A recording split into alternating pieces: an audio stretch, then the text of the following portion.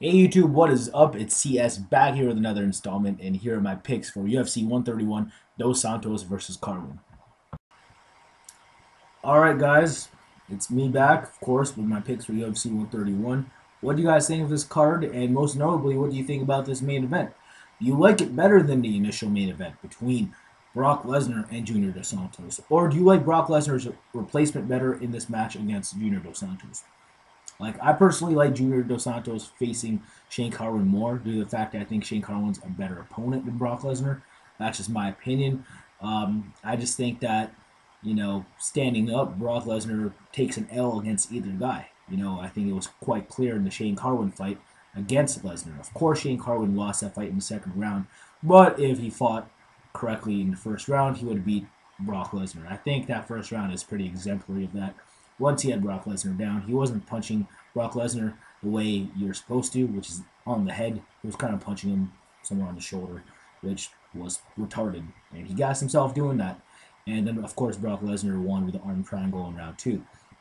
The thing is, anyone would have beat Shane Carwin in that round two. You know what I'm saying? Like, he was that gassed. Um, so I don't think it was exactly Brock Lesnar's plan to come in there and rope a dope for a round and then beat Shane Carwin in the second round. I really don't think that was a plan. I think it's more like Shane Carwin lost the fight and Brock Lesnar won the fight. That's just my opinion, though. But now we have a new main event, and it's one that I'm happy for. So I'm looking forward to it. But I'll get to that later. Let's talk about the first fight of the main card, and that's between Donald Cerrone and Wagner Hosha. All right, YouTube. Well, gotta ask, what do you guys think of this match? I think it's pretty much a gimme for Donald Cerrone. I think Donald Cerrone is going to be able to neutralize most of the offense that Wagner Hosha is going to try to impose on him. I think that he'll shake off any clinch or takedown attempts that Hosha throws at him. Obviously, Hosha is going to want to do that because he's primarily a BJJ fighter. He does have some stand-up skills, but Cerrone basically beats him there easily, and I think that's what's going to happen here. Cerrone's just going to shake off those clinch and takedown attempts and just do his thing on the feet, keep this thing at a distance, establish the jab early, and just use good angles, good footwork, outstrike Wagner Hosha, and just find holes in his striking game. I think that's what's going to happen. I think he's eventually going to get a late first round TKO with that via punches. Um, this sounds like a very safe game plan for Donald Cerrone. I think he's going to fight a tad safer here due to the fact that he has everything to lose. Wagner Hosha hasn't beaten anyone, and he's getting his UFC debut in the main card slot against, I would say, a very established lightweight under the Zuffa banner in Donald Cerrone. So I think if Cerrone loses his fight, I think it's a very bad look for him. So I look for him to fight safe, yet I think he's going to finish this dude in Wagner Hosha. So I got Donald Cerrone winning via first round TKO late in the first round via punches. Alrighty, YouTube. Well, moving on, we have a very important matchup. This one's at middleweight. It is between Mark Munoz and Damian Maia. Mark Munoz, if he wants to win this fight, avoid the ground at all costs, and that includes, the areas of getting there. If Maia is in position for a takedown, shake that shit off. If he is in the clinch position, separate immediately. So basically, that's what Munoz is going to want to do, plus exert his own offense, of course, in the form of boxing. He, I believe, is the better boxer, although he's not that great of a boxer himself. I think he does have the power advantage with his punches as well, and the hand speed advantage. So he should connect before Maia does, and maybe he can score a TKO. Maia does have a good chin, though. I doubt that will happen, but I can just see Munoz sprawling and brawling his way to a unanimous decision victory over the course of 3 rounds. So I think that's what's going to happen.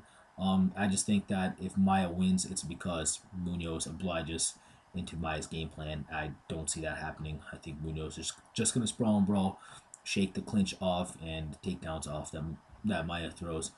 Um, it's just, in my opinion, it's a bad matchup.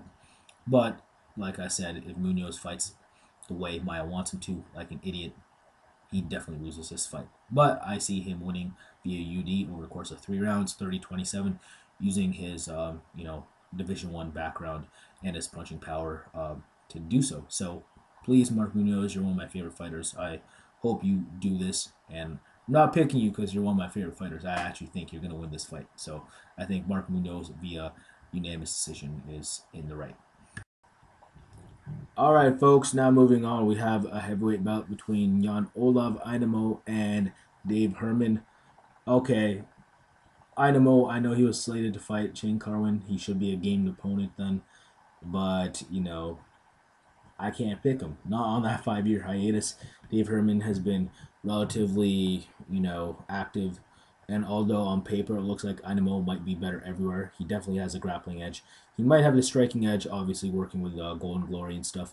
But what I've seen from Herman, very aggressive fighter. He's a go-getter. I'm not sure if Inamo is going to respond well, especially from that 5 year hiatus. So I like Dave Herman to take this match. I would have obviously picked Shane Carwin if that match was still going down. Of course, the Lesnar situation arose. But yeah, for me, it's tougher to decide against Inamo right now.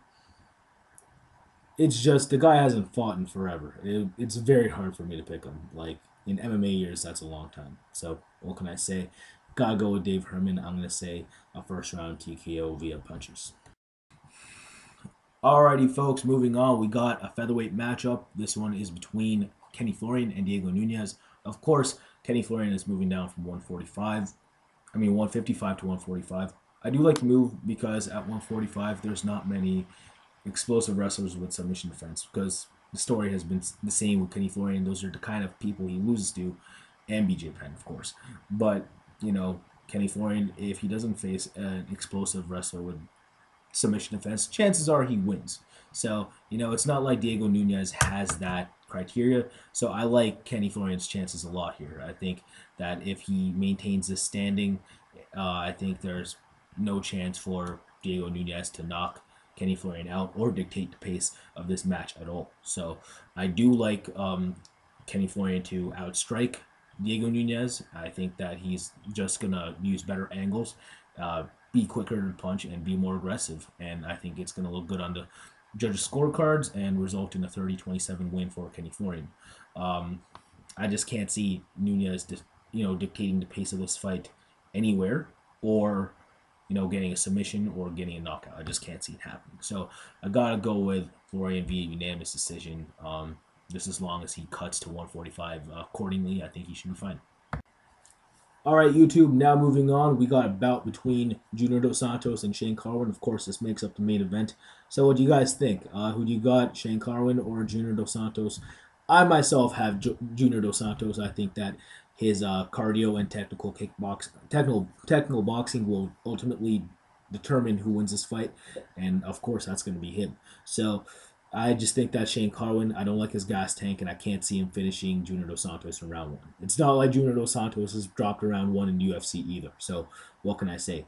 Junior Dos Santos entered round two against Roy Nelson, won that, and round three. And then, of course, you have someone like Shane Carwin who dropped round two against Brock Lesnar in his first round two ever. So what can I say? I think gas tank is going to be huge for Shane Carwin. I'm not sure he's going to be able to, improve upon that because he's a very big dude, and I'm just not sure if he's going to come up with the correct breathing techniques to allow himself to correctly pump oxygen throughout his body. And that's just my opinion, guys. So I think that Junior Dos Santos, if he survives that first round scare against Shane Carwin, I think that he can still win this match. And I think that's what's going to happen. Shane Carwin's going to come out hyper aggressively, but I actually see him not folding like Brock Lesnar did in round one and be able to counterpunch Shane Carwin. I think Shane Carwin still has a very decent chin and will be able to take those shots. But come round two, I think he's going to be gassed to shits, and that's where I like Junior Dos Santos to finish Shane Carwin with a TKO via punches, of course. So I like Junior Dos Santos via second round TKO punches. Tell me what y'all think. All right, folks. Now that about does it for me. UFC 131, Dos Santos versus Carwin. I think it's still going to be an alright card. In terms of star power, it doesn't look like it's the best, but I think some of these matchups might overachieve. We'll see. So please tell me what you think of the card, and please tell me who you think is going to win each fight. So Want to know what y'all think, so just hit me up via comment or video response, or hit me up on Tumblr, Twitter, or Facebook. That would be really awesome of you. But that about does it for me, guys. Subscribe if you like what you hear or see. Thank you for all the support once again, and yeah, take care.